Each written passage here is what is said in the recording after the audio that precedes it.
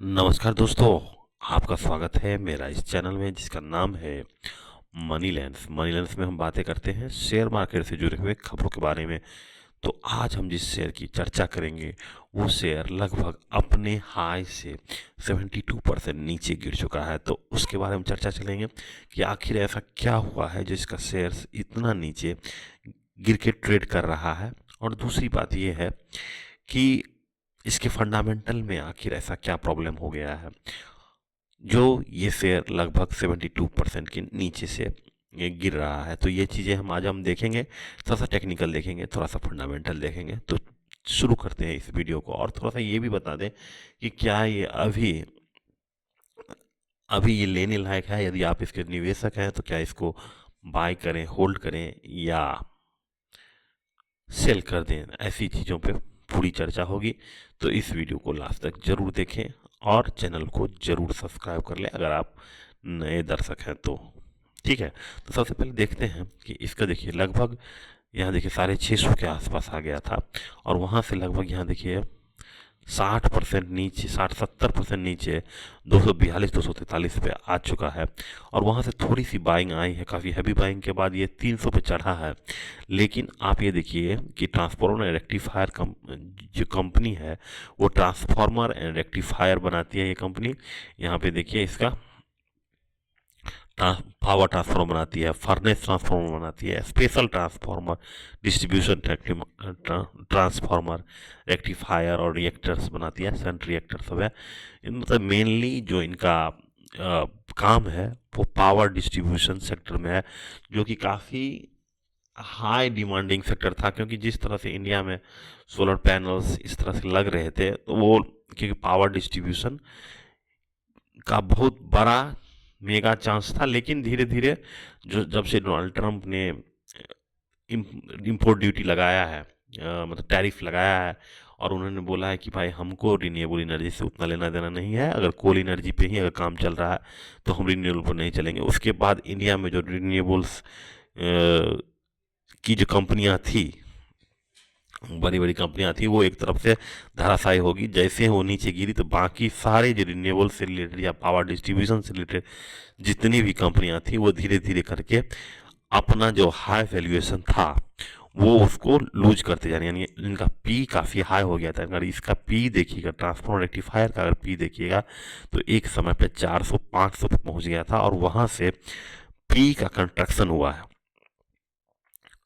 तो सबसे पहले कारण तो यही होगा कि आप जो 400 के पी पे आप कोई भी स्टॉक चला जाता है तो वहाँ से पैसा बनाना नेक्स्ट टू इम्पॉसिबल होता है। क्योंकि उस समय एक बुल मार्केट टाइप का था रिन्यूएबल एनर्जी में।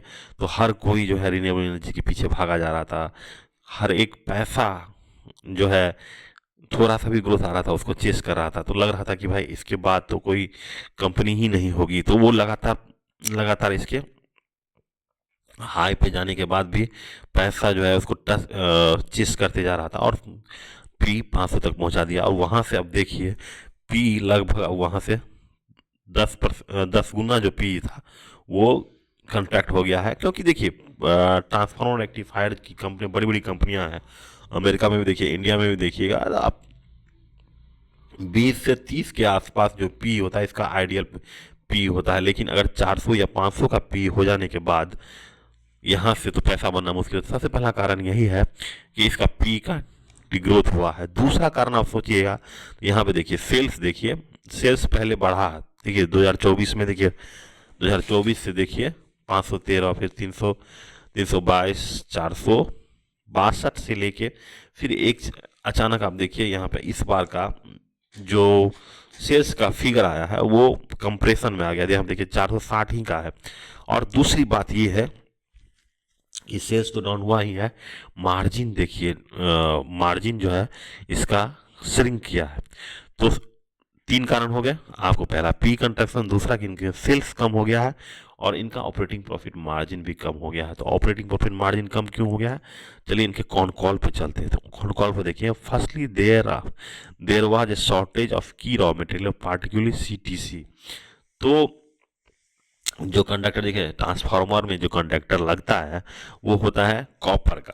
ठीक है, कॉपर का दाम पिछले 3-4 जो महीने या फिर एक दो साल से लगातार ऊपर की तरफ बढ़ रहा है।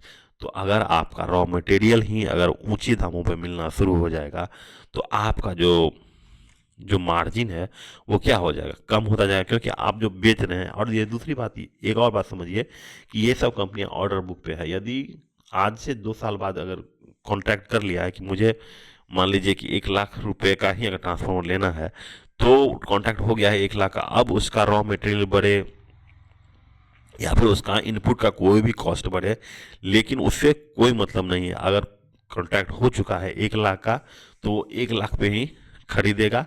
तो इसीलिए भी देखिए उसका मार्जिन क्या हो रहा है, सिंक हो रहा है। सबसे पहला कारण तो यही था कि उनका मार्जिन सिंक होने का, क्योंकि एक शॉर्टेज सप्लाई हो गया कॉपर का, और दूसरा है कि कॉपर का दाम भी बढ़ गया। तीसरा जो कारण है यहाँ पे बताया जा रहा है कि हैवी रेनफॉल जो हुआ है पिछले पिछले मानसून में, जो हैवी रेनफॉल हुआ है उसके कारण क्या हुआ कि बहुत सारे प्रोजेक्ट में काम डिले हो गया है, जिसके कारण इनका सप्लाई कम हुआ है। और इसी कारण अ, इसी कारण जो है, जो ऑर्डर जो था पहले वाले, वो ऑर्डर वो कंप्लीट नहीं कर पाए, जिसके कारण इनको काफ़ी ज़्यादा नुकसान हुआ है। और लास्ट कारण यही बताया जा रहा है, लास्ट कारण यही है कि इनका एक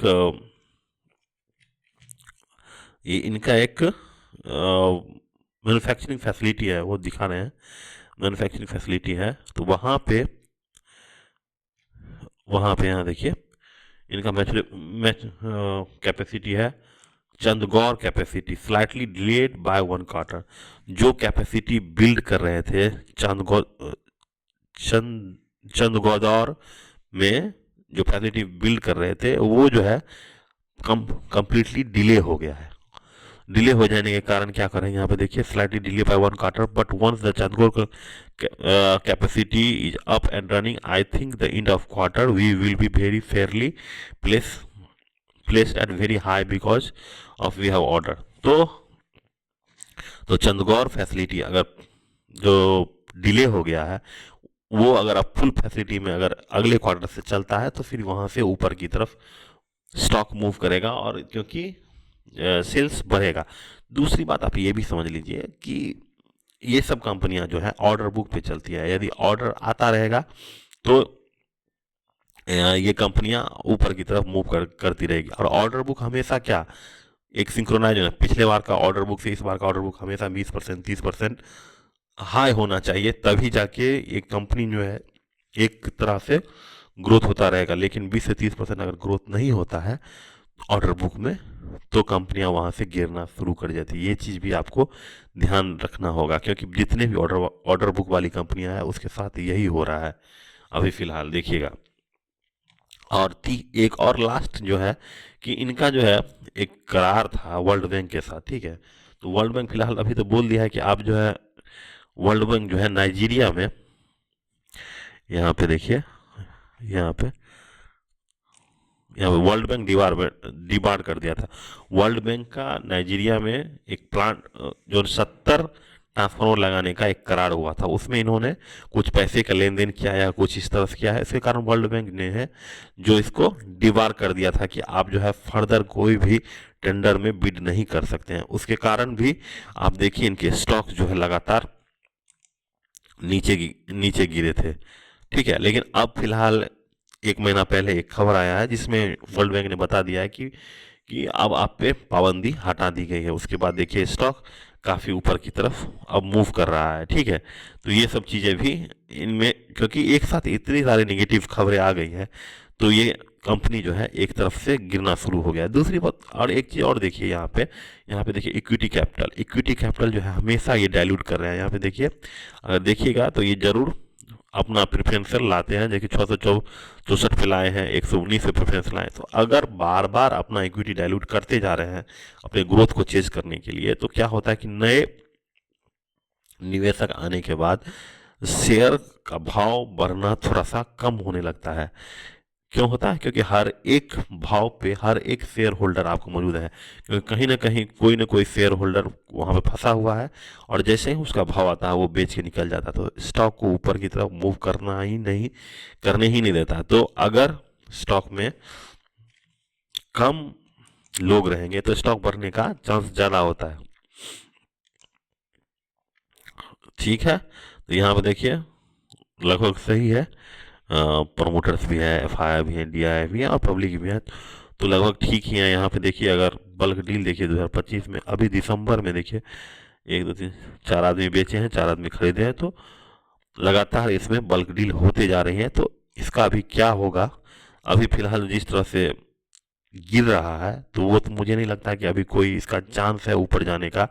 यदि भविष्य में अगर कुछ डीप कट आती है तो ये देखने लायक स्टॉक हो सकती है। लेकिन देखिए तो सबसे बड़ी बात है कि इस चैनल पर दिखाए गए हुए जितने भी स्टॉक्स हैं वो सिर्फ इन्वेस्टमेंट में इसका कोई लेना देना नहीं। आप अपना जो है ड्यू डिलिजेंस से कंपनी को पहचानें, कंपनी से बात करें, कंपनी के मैनेजमेंट से बात करें और थोड़ा सा पढ़ें, तभी जाके आप अपने आप को निवेश के लिए तैयार करें। अगर आपको कहीं समझ में नहीं आती है तो नीचे कमेंट्स जरूर करें, हम आपके हर एक क्वेश्चन को जवाब देंगे। Thank you, have a nice day.